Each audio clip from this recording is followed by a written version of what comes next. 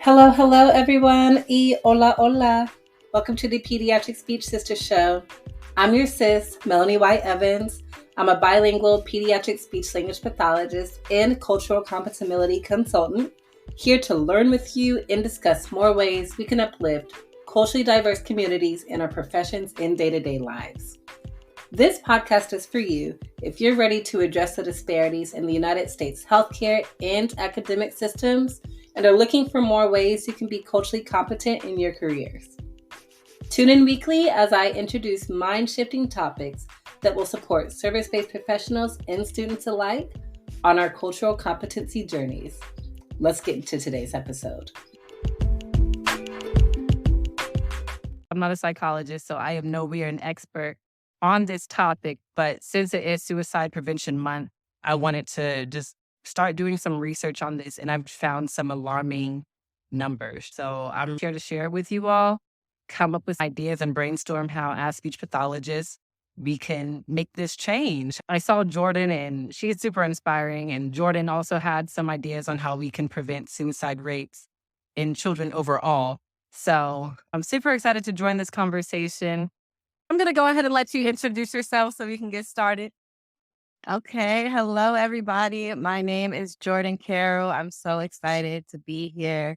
If you didn't know, Melanie is my good sis. We both went to Howard. She was a year under me, right? Yes. So, Yep. 2020. We've been rocking for a minute here, and I am happy to have this conversation. I feel like it's very important. If you know me or follow my page, you know I'm all about Black youth. So this is a very important conversation. Absolutely. Absolutely. So one thing I already mentioned is just the alarming numbers at Black suicide rates. Children under 12, and the number is only rising. Children under 12 are committing suicide. So the first question, of course, that comes to mind is why? Why are children under the age of 12 figuring that their life is not worth living when they should be children? They should be gleeful. They should be off of their shoulders at this point. And so just some risks that I found. Surprisingly, racial trauma is a huge one for our children. Not surprising. Not surprising, right? Racial It's not trauma. surprising. It's generational. It passes down. They turn on the TV. They see other Black boys and girls who look just like them, right? They're going to school being labeled as bad, right? And so they go home and they just feel like their life is not worth living. Jordyn, you already brought up some really major points on how we can prevent suicide in children, especially Black children. And one thing that really came up for me was compassion fatigue. Can you explain that a little bit? Yes, definitely. I do. I want to go back to what you said because I was going to say the same thing about kids. Kids experience racial trauma. Like kids are aware of their race like before the age of 2, and they're aware of like how other kids' races are different at the same age as well. So kids are very aware about what's going on. And on top of that, it is systemic. Like you said, it's passed down. Like this is a reference to a show that I'm watching. It's called The Neighborhood. And it's about this white man moving into a Black neighborhood in Pasadena, which is actually where my family is from. And he was just saying, experienced racial discrimination with his Black neighbor at a country club for the first time. And he was like, man, like, if I was you, like, I would be mad all the time. Is that why you're mad all the time? Like something clicks for him. And I was like, you don't understand. Like, this is something that we deal with constantly. Yeah. Like the angry Black woman trope is a thing for a reason. Like the microaggressions, I have like a favorite video where it's like microaggressions are like mosquito bites. And if you're getting bit all the time, you hate mosquitoes, So Yeah. yeah, I just wanted to touch on that, but go ahead. Yeah.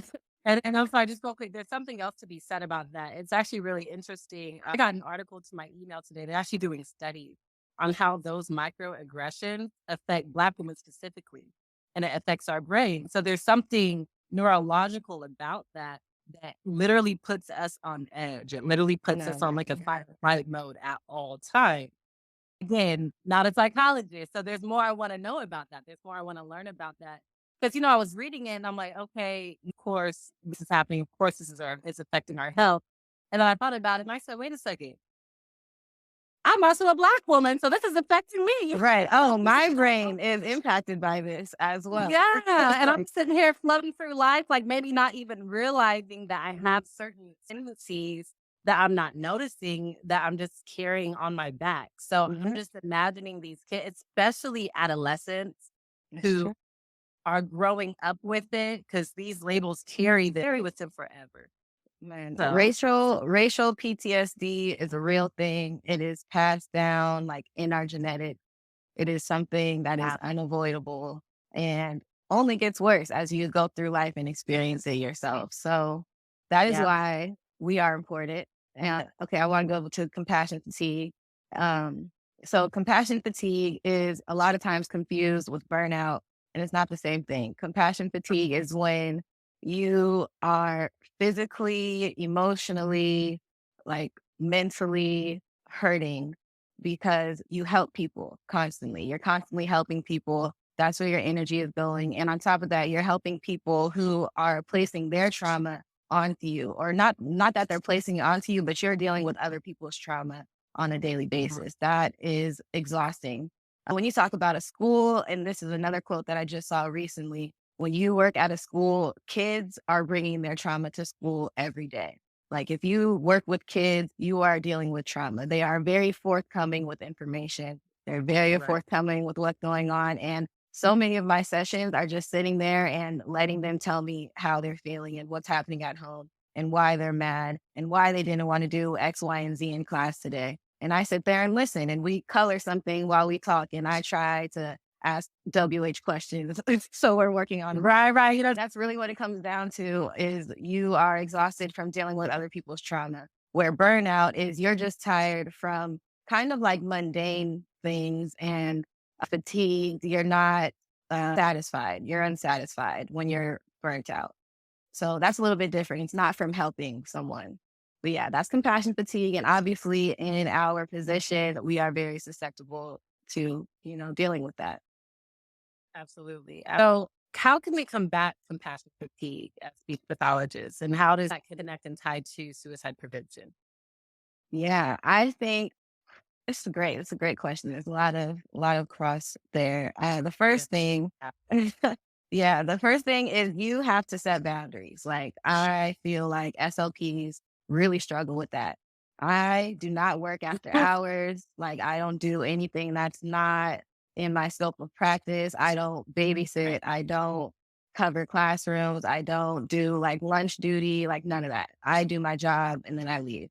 And a lot of times my job is exhausting. I deserve to leave. I feel like, So I think setting boundaries is one thing. And that goes for even on top of that. Like I know that a lot of SLPs really struggle with like dealing with teachers and pulling kids out of class, and how those relationships might be a little bit iffy. Yeah. Can't deal with it.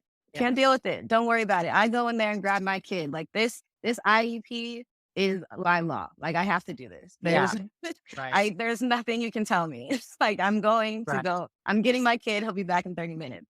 Like that's all. That's really what it is. I don't deal with teachers. I'm very good at compartmentalizing. Like work is work. I come home and I'm cool. Not even I come home. I get in the car. I turn my music on. And I have a great drive home, Yeah, no, it's like, and I actually told myself today, I'm like, you know what? Let me take a mini vacation and turn on this Donda album. This little Kanye West album. I'm like, let me actually have a little mini vacation. I'm gonna wait till my next placement and go ahead and do this, because you're right. Compassion fatigue is so real. And I know we're talking about Black youth suicide, but it is very important to talk about this, just because speech pathologists, and many other professionals too, especially after the pandemic. But I can speak for our field. It's almost like we're running on autopilot a lot. So we don't realize when we are feeling these feelings. We don't realize how the stress is being stored in our bodies and is actually literally making us sick. We don't realize these things. Also, the fact that a lot of us are empaths. Myself, I'm an Enneagram 3 type. Okay.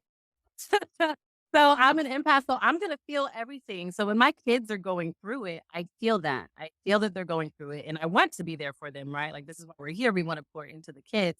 But when you are dealing with the outside influences, like having to do bathroom duty or like having to deal with difficult teachers or difficult colleagues, It makes it it so makes much worse. it makes it so much worse, and it's a battle that you have to fight daily. Right. Multiple. You're fighting too many battles. You're fighting the Yeah. battle against the teachers. You're fighting the battle against the behavior. You're fighting the battle against everything. Like, no, I'm here to do my job. But I also want to talk about how it ties into suicide prevention. Like, I feel like the biggest thing, number one, is building a relationship. And I'll go back to that. But the second thing is modeling the behavior. Like, I am going to model setting boundaries. I'm going to model expressing when I don't like something. I'm going to model expressing when I do like something and that I want more of that. Like, I'm modeling all these different things that I feel will be beneficial to what I know that that child is dealing with. Like, if I know that at home they struggle with how their parents talk to them, and so I see them doing that to me or to other children, then I'm going to be like, you know what? I didn't like that. I didn't like how you're talking to me. And this is why. And moving forward, I would appreciate if you did X, Y, and Z. Then we'll practice her saying the same thing, or them, or whoever it is. We'll practice them saying the same thing and how they can do that in a situation that was relevant, you know? Right. So I feel like that's the best way I know how to like tie that kind of thing in, because it's not counseling, you know, like it's using their own problems against them, you know, kind of thing. Like, Yeah. here, this is what you're doing to me, and I know that you don't like when this happens to you. Like, That's mhm, real. That's good. mhm, That's sweet. mhm. And on top of that, this is how you should tell people when you don't like it. And we're gonna use some new vocabulary words in there, and we're gonna make it a complex sentence. Something that just came to mind is teaching kids how to advocate for themselves.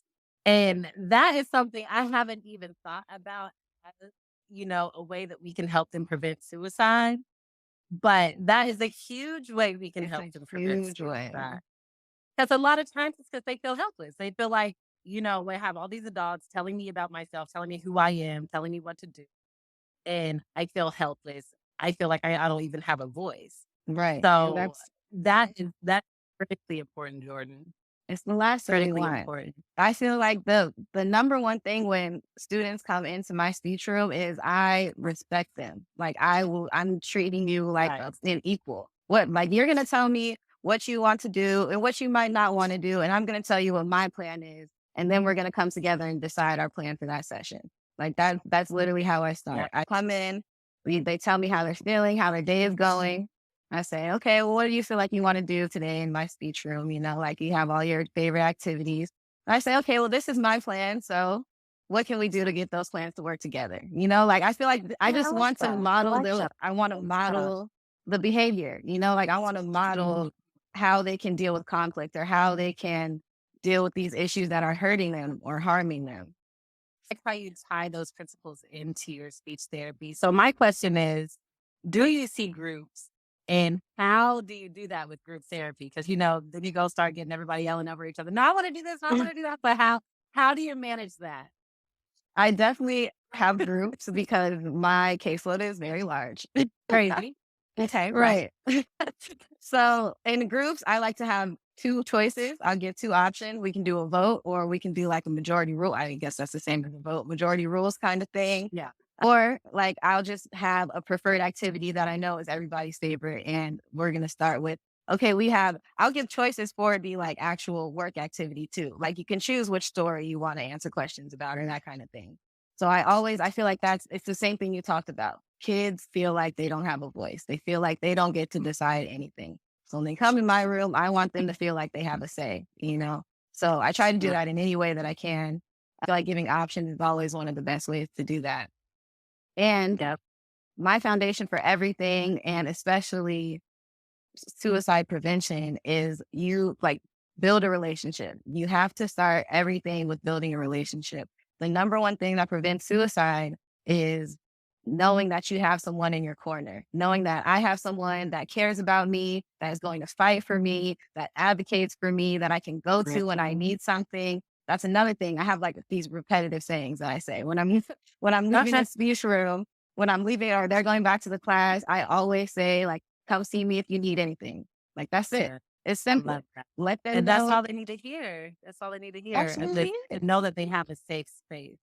Because as soon as Exactly. children realize that you are their safe space or that they have a safe space, they will use it. They will And they definitely do. use And they do. it. And And they I've do. had situations where I was like, this person needed to be in this room right now. They needed to come see me. They did exactly what I asked. And that is great. Look at them Mhm. following directions. See? Right. Hello. And then they got another therapy go out the way. It's a win-win. It really is. So that actually makes me think of a story. This is kind of when it rang true. And I felt like I got to actually advocate for a child. This child went through so much trauma and he's diagnosed with autism. He's a Hispanic child diagnosed with autism. At the same time, he's also going through deaths in his family. Children, like you said, are very forthcoming. So he's telling me everything. So we're sitting in a therapy session talking about, spring or something.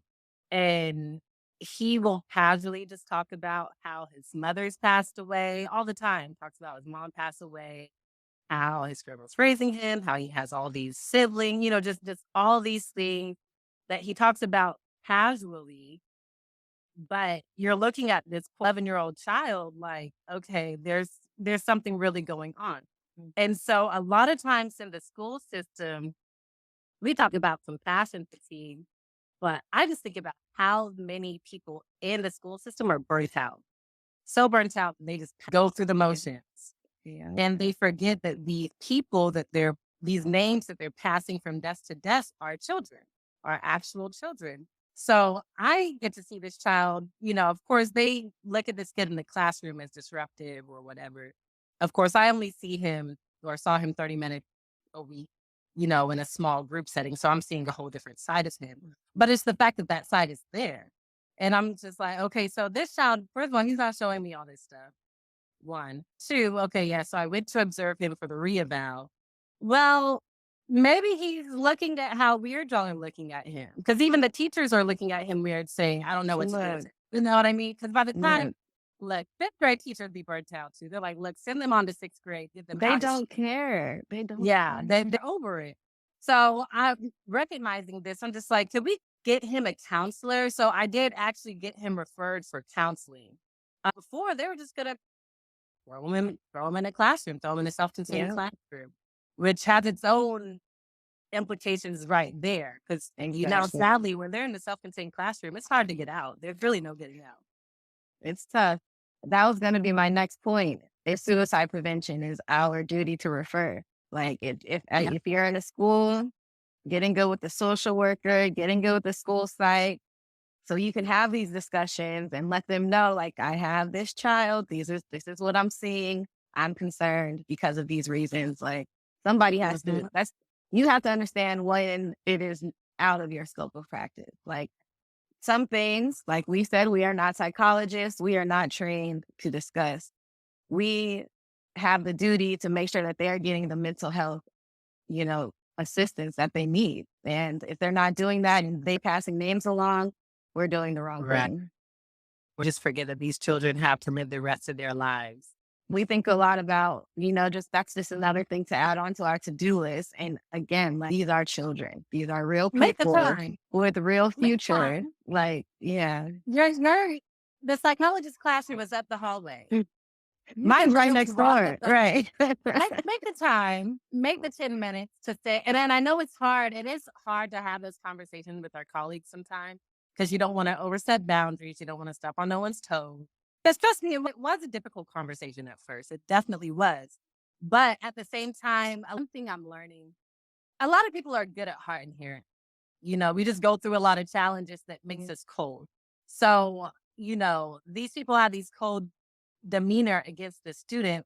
But when I just sat and talked to the sped coordinator just face to face, and I'm telling her where I'm coming from, I just saw her whole heart soften. It softened. She said, okay, let's see what we can do about this. And she became just as passionate about it. And the whole team got behind. So you don't know how you could actually be a leader with your team because we are all burnt out, especially in the school system. It's COVID. We're still battling that. We're still battling disorganization. We're all stressed. But at the end of the day, remember why you started. remember why you started. Like there are children who are at risk, literally children who are at risk. So that's important. One other important thing I wanted to touch on tonight, Jordyn, is families and caregivers, getting them involved. And one thing that you said to do it respectfully, and I know a lot of times with our people, you don't want to pry, you don't want to get in our business, everything. So what's a good way? How would you recommend that we can go about it if we see a child who is showing signs and we're just genuinely concerned about their well-being? How can we ask the parent? How can we talk to their caregivers? I think what's important when you're talking about a student in general is to talk about what you see and not place that on the person's characteristic. So Okay. we're not saying this kid is this and he's doing this and this and this. Like parents don't want to hear that. The first thing, like after hearing that about your kid, you're going to get defensive. You want to Yes. come from a place where you want what's best for that child. And again, this starts with building a relationship from the beginning because they should know your intentions at this point. If you already are noticing about these things about the student, you should probably have had these conversations at least with this parent so they know that all you want is what's best.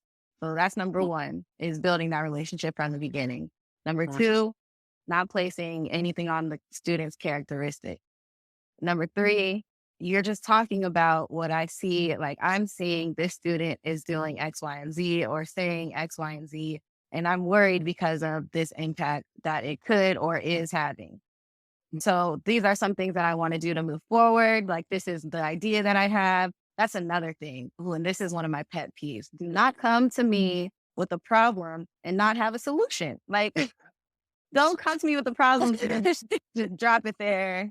Like, what is that doing for me? I just Like, wanted to drop this in your lap. thanks. Like, Right. okay, Okay. yeah, you're the professional. Help me out. Okay. Exactly. So you have to take that a step further. Like, these are the things that I'm noticing. And moving forward, this is what I would do in this typical situation, or this is what I want to do specifically for your child for these reasons, which is even better. So yeah, I feel like coming to them again, knowing that you have good intentions, knowing that you're on the same team, knowing that you want what's best for that child, not placing anything on their characteristics, naming what you see and why you're concerned, how it could be impacting that student. And counter to it is, what if you get a parent who doesn't want to hear it? Because, sometimes the parent could get defensive, but sometimes the parent could be a part of the problem, Yeah, sometimes it could be a it's part of the true. problem. It's So, true. The last thing was not coming to a situation without a solution or without like steps to move right. forward. Like, Right. So definitely come with that. A lot of times, because obviously parents are our students' biggest influence, that's also where a lot of those like mental or emotional issues could be stemming from. yeah. I think that that's where it's important to know when to go to like the mental health side of things or refer to somebody else. It's important to understand that. I feel like if you understand your relationship with that parent, then you'll have a better idea of what is the best way to handle it. I don't feel like you should go above the parent, meaning like going to your supervisor or going to whatever your like child protective services in your area without informing the parent that that's going to happen or informing the parent that you are concerned or any of that. Like communication still has to happen. You cannot, this is just like a general thing. You can't be afraid to say something to somebody because you're worried about their response. Like that's just, you have to tell them how they respond. It doesn't have anything to do with you. It's just the information. Right. You Right. can't take that personally. You're doing your job, which is caring for that child, Yeah. So that goes back to being able to compartmentalize and knowing that work is Yeah. work. I'm doing my Yeah. job. I'm doing what's best for the child. This is what I'm Mhm. hired to do, And really, you can go home knowing that you did your job and that you did it well and that you're practicing at the Exactly. top of your license. Imagine if you didn't do your job for one student that really needed you to do your job because you were scared about how that parent was going to react. Like imagine if that happened one time. Then again, we're talking about suicide prevention. So Jordyn, our time is up here, but thank you so much, first of all, for joining me, and just thank you for your knowledge, your wisdom, your input. Like you just continue to shine down on us, Jordyn. Thank you so much. Thank you. So for anyone who does not follow you, anyone who wants to contact you, ask you more questions, buy your amazing t-shirts. First of all, can you show off this t-shirt for us? Yes, yes. This is my new favorite. I made this. I'm so glad you're here. Oh, I literally love that for shirt. one of the reasons we're talking about, because I want my students to know That's how happy amazing. I am to have them in my presence, how safe they are with me. I wore this shirt today. I was so proud. My students were so happy. Well, how Yes. can people find you? Find me on Instagram, JRC_the SLP. Podcast is tuned. called Views from the 8%, because I want to hear from the minoritized perspective. So if you want to be interviewed or know somebody that you want to hear, reach out, because I'm looking Okay. for people. Yes. Okay. Yes. I might have to jump on that show a little bit. I might have Please. to Please. Also, my flash sale is on right now. This t-shirt is 20%, 30% off. I don't know, but you should check it out. It's discounted, right? Check it out. Check it out. Yes. Get it for a good price while it's still there. Okay. Well, thank you so much, Jordyn, for joining us, and thank you everyone who has joined. This has been a great conversation. I definitely hope to continue this conversation throughout the rest of this month. Bye, y'all.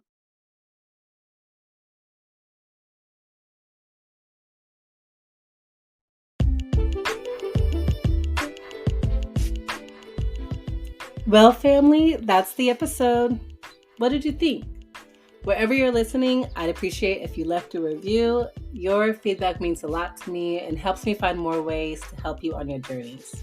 If you're looking for more ways to expand your cultural compatibility in your clinical practices, follow me on Instagram at Pediatric Speech Sister and check out my newsletter for more show updates. I'll include all these links in the show notes. Until then, I'll see you next week.